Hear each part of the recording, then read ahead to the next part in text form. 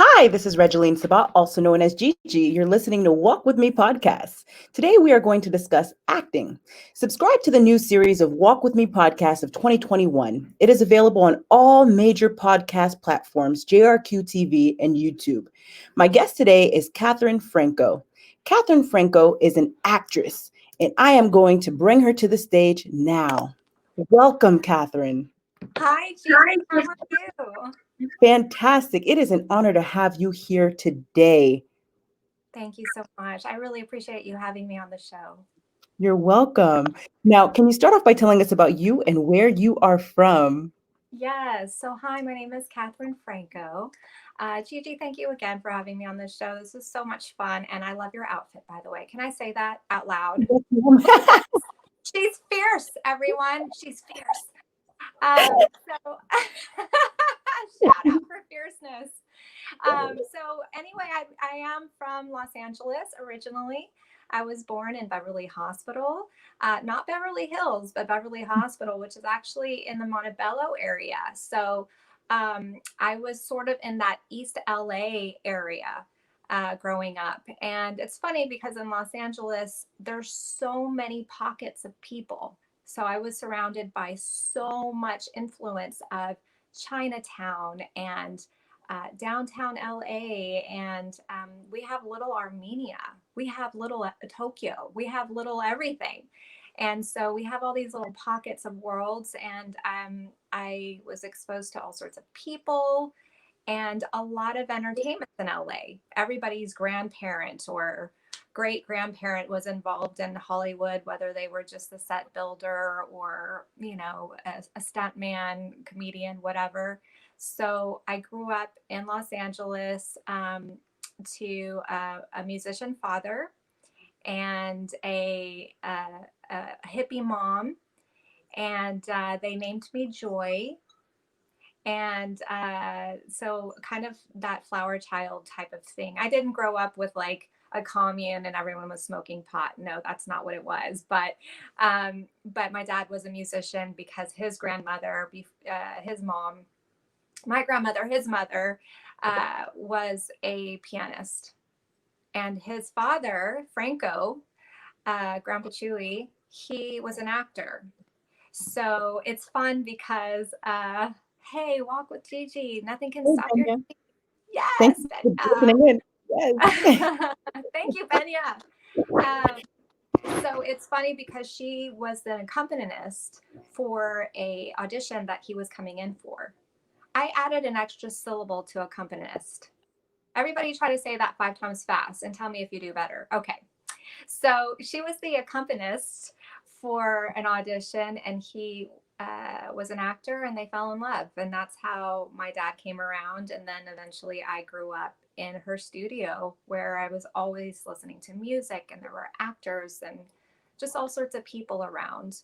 So that was my immersion into the world.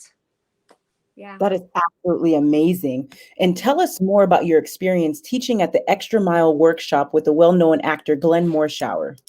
Oh my goodness. Well, that's a real step from birth to now. Wow. Yeah, that came much later. So it's funny being from Los Angeles, where it's a major entertainment.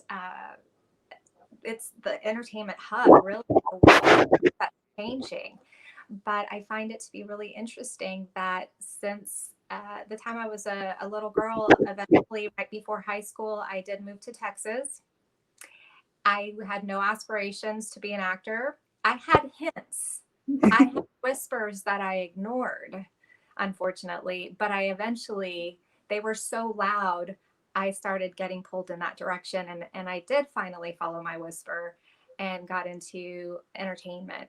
But I had been to several acting studios that were fabulous.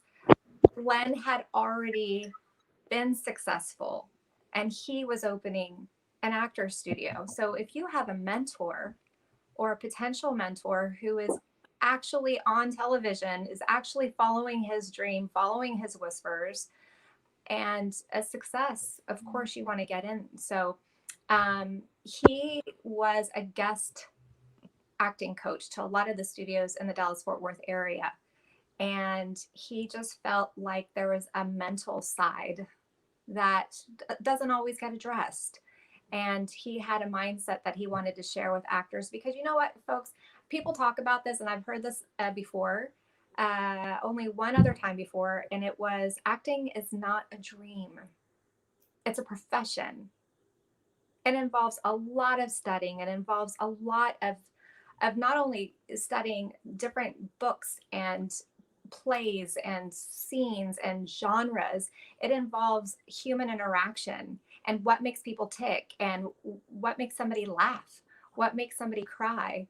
What is it that, why does somebody walk kind of funny, right? Were they a Vietnam vet? Do they have an injury? How does that affect how they feel?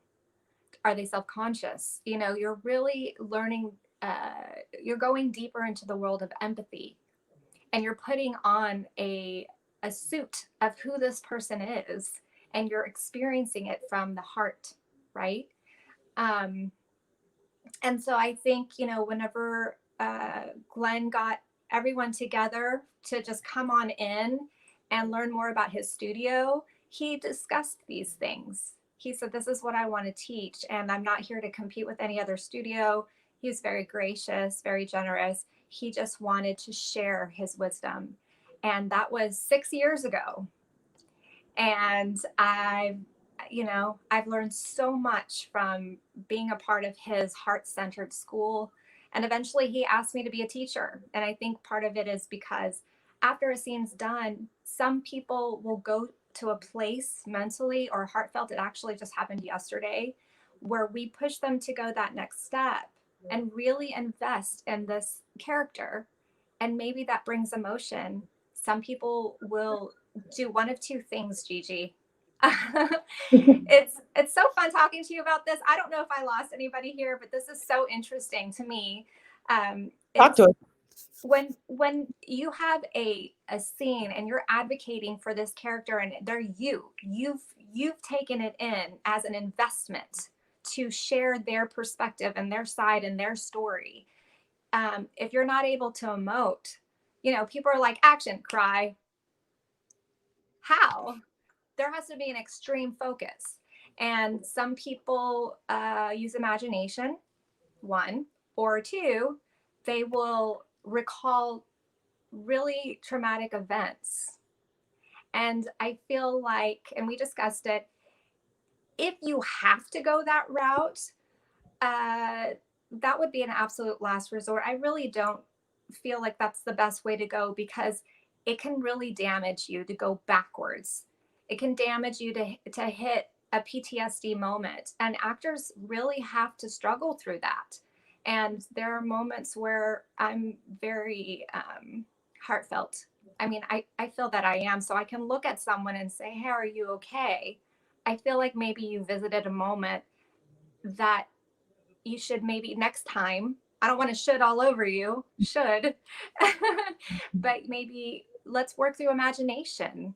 And when I've gone through very traumatic scenes through imagination, when they yell cut, I feel great afterwards, because it wasn't something that I put myself through. I was able to use my imagination to really go there for the character, but I felt like I did my job. And me personally, I felt great. I did my job and I can move on, and I don't have to take some sort of mind altering drug to get through the rest of the day. You know what I mean? So the mind is a very powerful thing. And I think, when you go through a scene, it's so interesting, because the best scenes, the best way that I can explain it to somebody who's not a non-creative, I think we're all creative.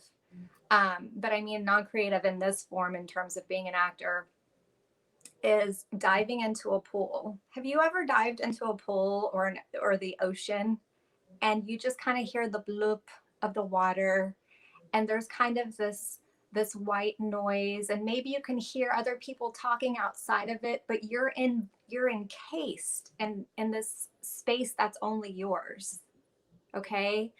When you're in your scene, that's what it feels like. You don't feel an audience, you don't see it. You're so focused in, and you're creating a moment and a story We've done stories through music and art forever as humans. And so when you are a vessel for that and you come out of the scene, you don't know what's happened. You don't know if the news is saying, hey, we've got a pandemic. Oh no, that actually happened. You don't know. You don't know what's going on in that moment. You're just coming out. And so it's really powerful, and in itself it feels like a drug. You want to experience that again. It's really interesting. That is And I think incredible. there's a whole psychological side that people maybe are not aware of when it comes to this type of art form. I love it. Now, Justin Crane, who's also an actor, he says, acting has been an awesome experience in my life. Being able to relate and portray the character or role one is blessed with requires extensive studying as well as being able to put oneself in the shoes of the character you are portraying. That's correct, Justin. I'm right with you there, brother. Yes. Absolutely. And Yeah. Irene has chimed in from Alaska. Welcome. Wow. Hi, Irene. Hi from Texas, y'all. I love it. Now, Catherine, you mentioned the whispers that you heard that led you to acting. Talk to us about those whispers and what you experienced that really helped you to step into your purpose. Thank you. When I was a little girl, I know that I was kind of a spicy little pepper. I say that about all my little Latina friends. You're a little spicy pepper because there's that little flavor going on. Everybody has a flavor. And from the time that I was 2 years old, I would use my parents' coffee table as a stage. And when you're two, that's a stage. And I would dance and, you know, if there was a song on TV and there was a commercial, I would be dancing. Um, a lot of my feelings inside was dancing and acting, but I was so shy. I never got into anything in terms of like an organized group. My mom took me to a ballet class and I cried the entire time, and she pulled me out, never brought me back in. Um, I remember Whoopi Goldberg back in the Ghost days. Do you remember that? Patrick Swayze and Demi Moore and Sister Act. She would do these stand-up routines, and I would mimic them. I loved her. I just thought she was the greatest, and I just thought she was real smart. She is. She's a very smart woman.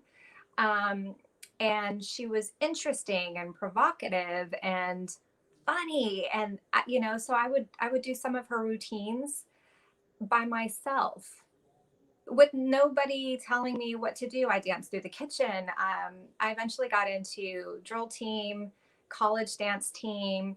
I got into a hip hop team. In college, I was a vice president of the dance team of 100 dancers, and then there was an elite group of 12. That was the Mosaic Dance Project, and I was part of that. Dance has always been in my blood, and I guess that was my flavor. Um, but I was so shy that dancing was a way for me to express without speaking. So that's kind of how it started. But I remember being in my room singing, just all sorts of things that were coming out of me. But I was a hermit because I moved and I moved and I moved. I didn't have a lot of friends growing up because we moved so much. And so I think it was part of my whisper to listen to the yearnings of my soul and all these silly little things that I was doing that people kind of discounted. And because we were moving so around, I didn't have a family. I had a family, but they were in California. I was in Texas. I was isolated. Um, and this isn't victim speak. This is really just fact, right? It does sometimes take a village, or it does take somebody, a mentor, to see and recognize some of the things that you bring to the table. So growing up, I think that was very difficult for me.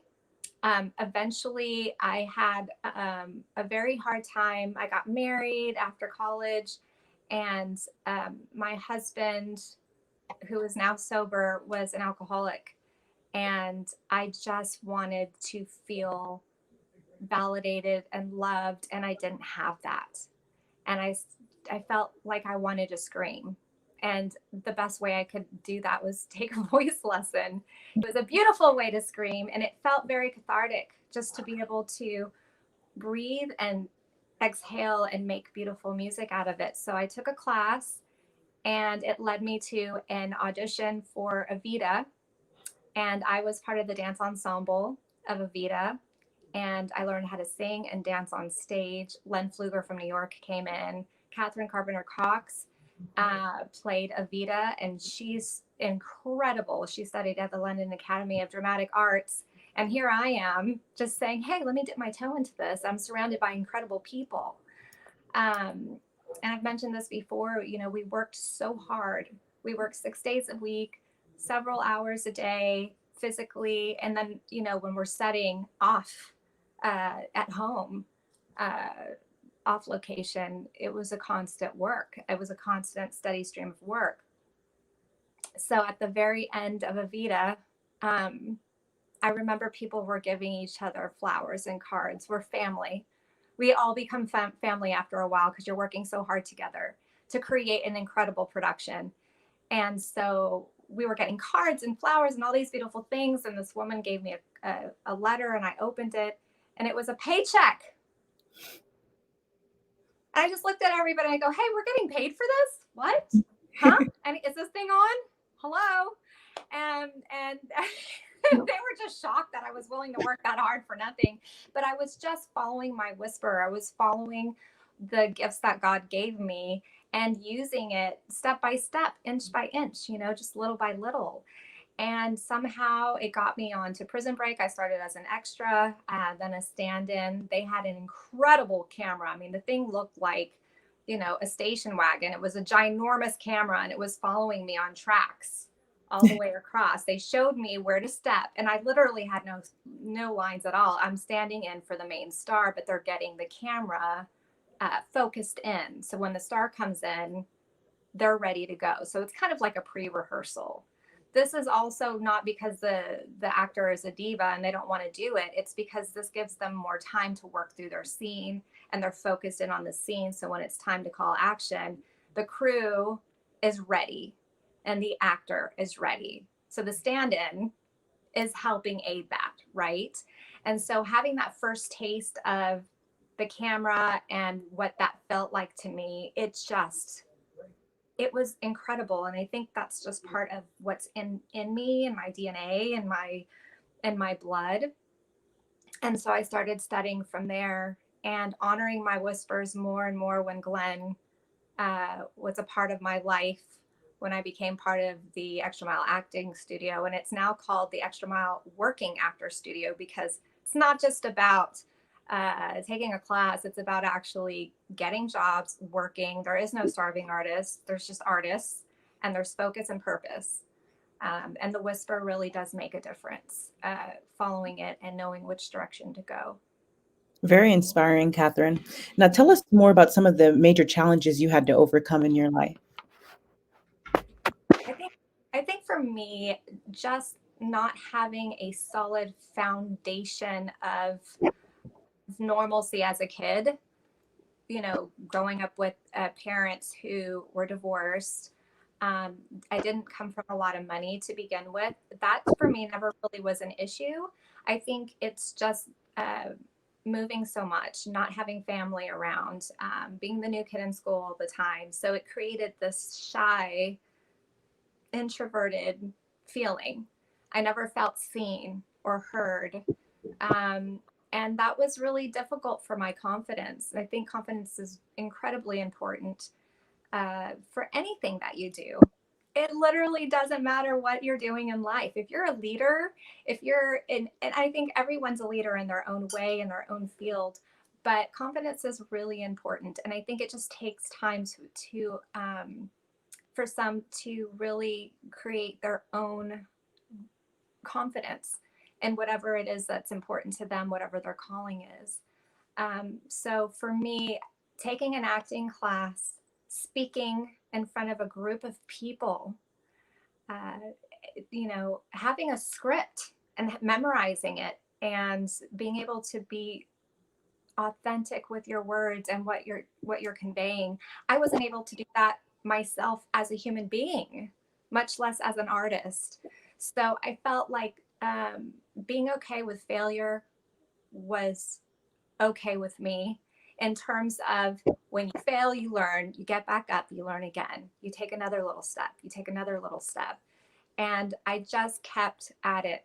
I kept at it. I remember I would take a class and we worked on a scene, and they would say, Katharine, say it this way. Katharine, say it that way. Okay, literally every line that I said needed an adjustment. It was so bad, Gigi. And so just being able to, and it's constant to keep the ego out of the way and being focused on what's the most important thing. Ego is a killer in all forms. I mean, it ruins everything.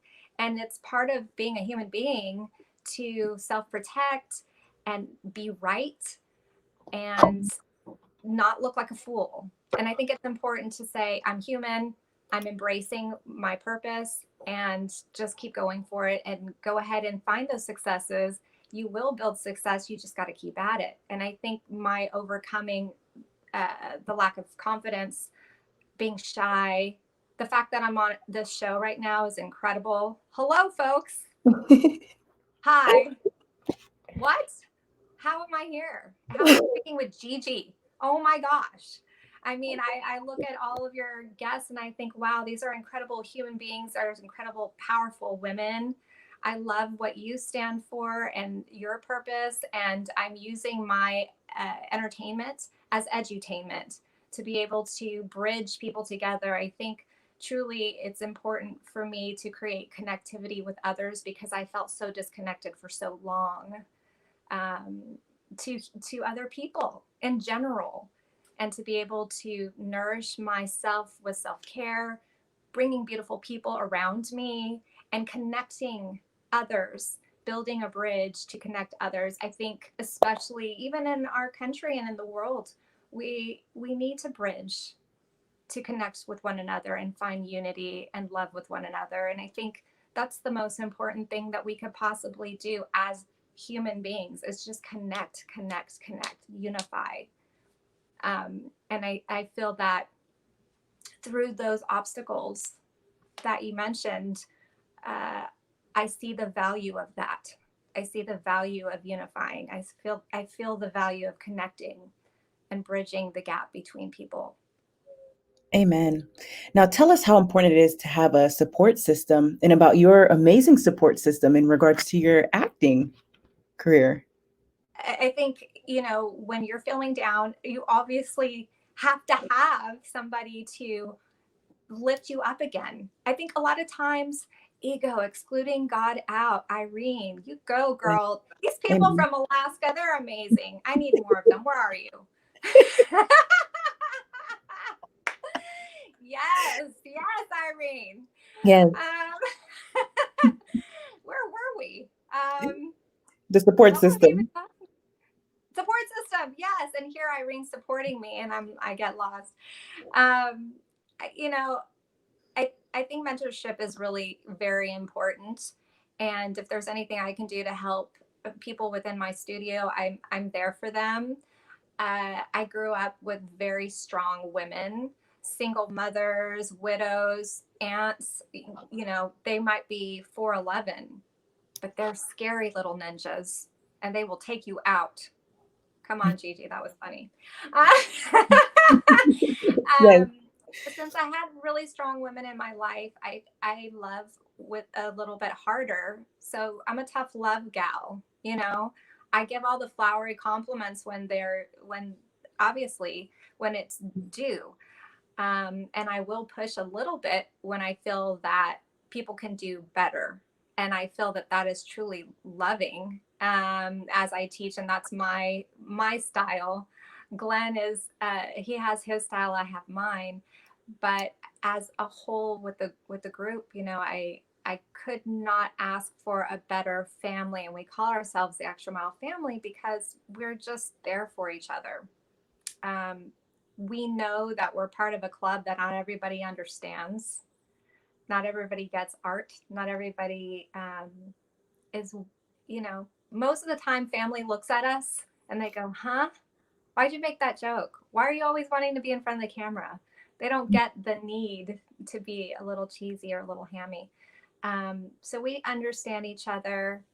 And I think just having that support pushes us to that next level of purpose. If we're wanting to go to a next level, we surround ourselves with people who are also next level and we learn. So that success is really just, it's all about the journey and enjoying it. And the support it's invaluable. It's Amen. invaluable. Yeah. Enjoy the journey. Very powerful. Now, what is your why that keeps you going, Katharine? My why is really honoring myself and knowing that I have a platform to help others. It's interesting because I might have a incredible message to share with someone, and if I post a picture that looks kind of cute, I'll get a billion likes, but I have less likes in terms of something that might be more substantive. And I think, wow, that's crazy. And I feel like my why really is okay. If people are intrigued by acting, or if they're intrigued by what they feel an actress does, it's glitz and glamour or whatever that facade is that, I think the entertainment world kind of puts out there, that it's easy and it's fun and it's about, what are you wearing? What kind of earrings are you wearing, folks? It's not about that. But if it's something that draws people in, then I find that to be powerful. I feel like there's a leadership role in that, and I can use that to the benefit of others, and just connect. Amen. And now, how important is your relationship with God to you? I feel that I cannot do anything without having Him guide me. Every morning, I do a morning prayer and meditation. I ask for guidance. Most of my meditations or devotionals really talk about trusting and leaning on Him and being connected. So I feel like it's important to just spend time with yourself in quiet, having some quiet time. It's funny, I was doing a devotional this morning and my brain was like, I got to get with Gigi today. Do I have everything ready? And all these different things were happening in my mind. And the actual scripture was talking about leaning and focusing on Him. And I'm just Hello, like, Helenique. hello, pay attention. Hello, Helenique. Ooh, what a neat name. Yes, I beautiful. would I would pay you $25 if you could pronounce her last name correctly. Helenique. You have to pronounce that one for us. Yeah, I have no idea.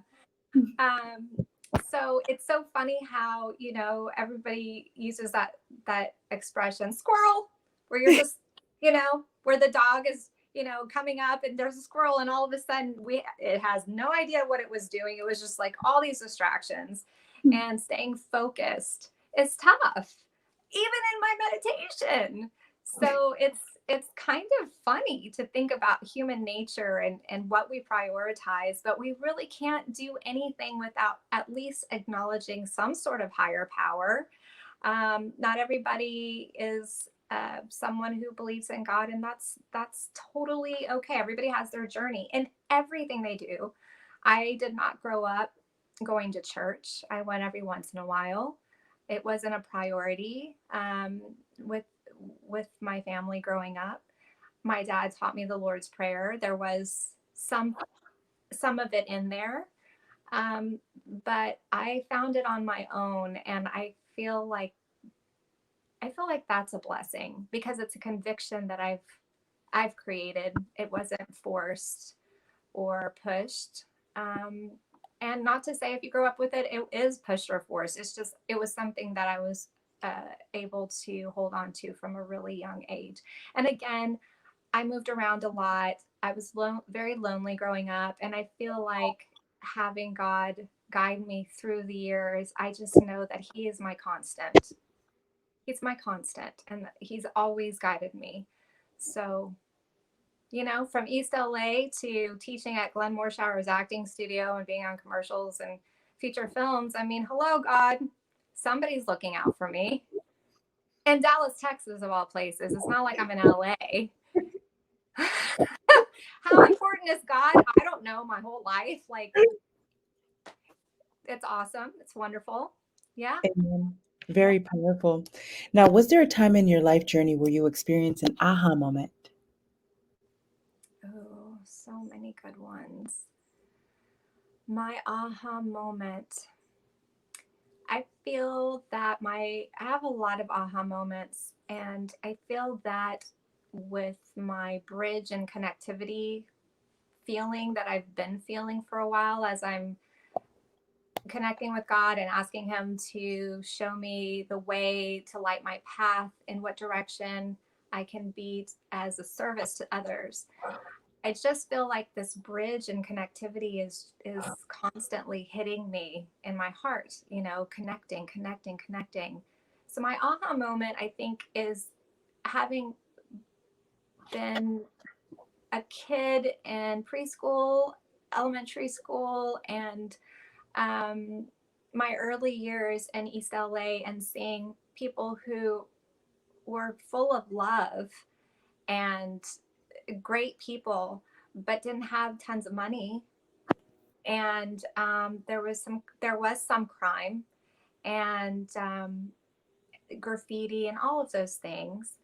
And then moving to Calabasas, where everyone had everything. They were wealthy. They had the best cars. All the 16-year-olds got BMWs and Mercedes, and but there were drug problems there too. And just experiencing both, a wealthy world and a not so wealthy world. And then moving to Texas, we moved initially to a very rural town. People were country, they were good people, but they had no experience with other ethnicities and cultures, and their worldview was a bit in a bubble. And all these little bubbles, my aha moment, just look, at one point, it was just people are people, but we're exposed to different things within our bubbles, and how do we connect to one another and unify and love. And um, I see that there is benevolence and good. Everybody has a drive, whatever they find is more important than another group. I know Hispanics, it's all about family. It's family, family, family. And there's not even a lot of friends. I mean, there are friends, but everybody parties together. That's family, right? And then another group, maybe the Calabasas group, is all about work. It's just like work, work, work, colleagues, and cocktails, and that. And then you've got the country folk who's just like, we're going to the rodeo, we're going to hang out and do a barbecue. And that's their world, and that's okay. Like, everybody's living their life, and that's great for them. And I feel like we can learn from each other. I feel like I've learned from each group that there are beautiful things in all of these groups, and to love and accept everyone, and not say, oh, well, that's what you do. Well, I just don't get it. I'm going to sip my martini and judge you. And I think for me, that was an aha moment. It's just, we're all in different bubbles, but we're all the same in our own way. Amen. Very powerful. Now, tell us more about what gives you happiness in your life, Katharine. Oh my goodness. My husband brings me happiness in my life. I'm grateful. We've worked so hard for a very long time. And we've fought for our love. We've fought for each other, and in a beautiful way.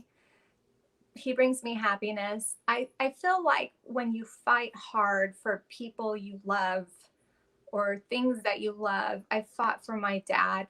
We were pulled apart at a young age, and there's a lot of hurt feelings there, and just not judging the hurt, but connecting and connecting and fighting to connect, and not fighting in a what somebody would think in a traditional sense, but more of, I'm going to call you, I'm going to write you letters, I'm going to let you know I care, I'm going to come visit you, i'm going to take a therapy course, I'm going to do what I can to connect and fight so that you know that I love you, and I'm going to work hard so that we will connect, so you know my heart.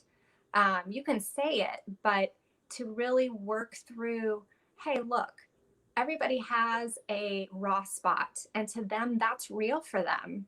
It may be a fabrication due to past experience, but it's real to that person. So for me to be sensitive to a raw spot and acknowledge that this hurts me, I know that hurts you, and that's a valid feeling. Let me connect with you and find that bridge. So I've done that with all of my loved ones. And I think that's really, really important, is to look outside of your own raw spot and see, okay, is this me? Yes, part of it can be a reality, but am I just extra sensitive? And what's the ultimate goal? It's just to love each other again and enjoy life and be together, right? And I think being an actor, you're having to take on another person's perspective that you don't agree with and find a reason to agree with it so you can advocate for them. And I feel like that helps me as a human being look to other people and say, if I were them, like really them, what is their perspective? And oh, I can see how that may have been hurtful or painful to them from their perspective. And how can I connect? How can I bridge that gap? And so that's my platform. I think too, moving forward, one of the beautiful things that's coming is I have a possible podcast in the works where we're talking about it. And I just feel like this connectivity is so important because we can use it in every aspect of our lives. I mean, it's just so, so important for us to connect and love one another. Amen. Yes, ma'am. Now, speaking of roles, tell us more about your upcoming features expected to premiere on Netflix and Amazon in 2021, Potter's Ground and Redstone, and about the characters you are playing. Yes. Oh my goodness. That's so exciting. And you just saying that out loud, just like, is that me? That's me, right? Oh my goodness. I'm so excited. So Potter's Ground is coming out. It should be coming out this year in 2021. And that is the first feature film that I've had come out live stream. I've had other feature films before, but this is, I'm sorry, in streaming, where I'm a lead character and I have a Mexican accent. I don't have a Mexican accent. I probably should have. I don't know if I should or shouldn't, but I don't have one. So I really had to work hard for dialects and that sort of thing. But this particular movie is a Western thriller.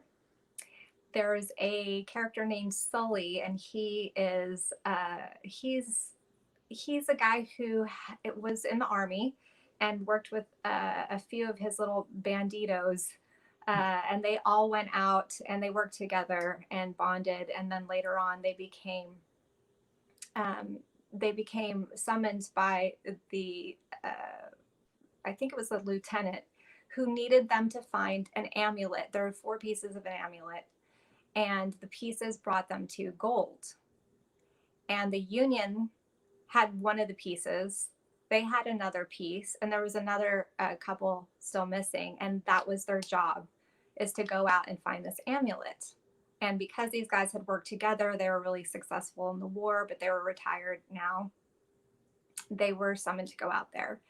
Well, all these Caucasian guys didn't know anything about all of the folklore and the history and the culture of where this was coming from, but it was coming from like a Mexi Indian type of culture. And they found Dolorosa, who is me, to guide them into where the other pieces were. And so I'm a guide, and I asked them for money in return. I tried to steal the piece that they did have, And then they kind of told me, you have to do this or we'll kill you. And I said, okay, I don't want to be dead, so let's do that. So Dolorosa is a strong woman. She's a crusader. She is working to help these guys so that she can, have money for her family. And it's been a while. We shot this in 2019 in Kentucky and in Tennessee. And we shot this in February. It was like in the 30s at night in the middle of nowhere, freezing our buns off at shooting this film. I'm around all these Civil War reenactors. I've got a corset on. I'm trying to breathe. There's like, frost coming out of our noses and our mouths. It was a lot of work, but it was so weird and so fun. And then I've got this Latin accent, this Mexican accent that I'm hoping is coming through okay. So it was quite challenging to play this role, but I'm excited to see how it turned out. It's going to be so much fun. And then Redstone is also a thriller, and it's got Neil McDonough in it. You guys, Neil McDonough is that very handsome, ice blue-eyed gentleman with white hair. He was in Band of Brothers, Suits, and he plays a character that kind of goes rogue and takes matters into his own hands. And his boss is Jed Haywood, who is played by Michael Cutlitz. Michael Cutlitz was the redheaded gentleman in The Walking Dead. Do you guys remember him? Anyways, he plays my dad, believe it or not. So I have a redheaded dad, me, with my complexion. And so that was a film with movie stars, like legitimate television and movie stars. And I have a featured role in that. It was the first time I've been on set where I'm working with some big dogs and staying focused and getting the ego out of the way and just getting my work done. That was a thing. And I got to exercise that with Redstone. So that was an incredible experience. And it wasn't in the 30s, and I wasn't up to my elbows in mud in the middle of the night. So I just felt like that was a breeze. It was so easy in terms of the elements. But I will say this to you guys, folks. I understand why Hollywood is Hollywood and why everybody shoots in Southern California. The weather is amazing. The weather, you have no idea when you've got equipment and three-wheelers and mud spattering everywhere.